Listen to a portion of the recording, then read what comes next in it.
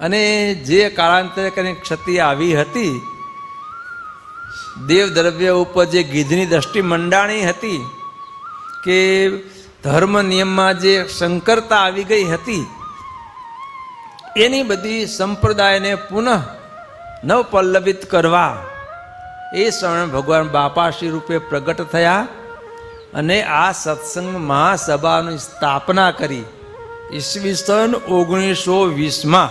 અને જે હેતુ પુરુષ બાપાશ્રીએ સદગુરુએ આ સત્સંગ મહાસભાની સ્થાપના કરી છે, સાંઈ બાપાએ એ સત્સંગ મહાસભાને જીવતી રાખી છે, તો આપણે એમના આશ્રિતોએ એ જે હેતુ પુરુષ સ્થાપના તે છે એ હેતુ હંમેશા આપણે બરમાં આવે, જીવંત રહે એવા પ્રયત્ન સ્વામિનારાયણ ભગવાનના બાપાના, સ્વામી બાપાના, સ્વામિનારાયણ ગાદીના આશ્રિત સૌ સંતો ભક્તોએ હંમેશા કરવાના છે.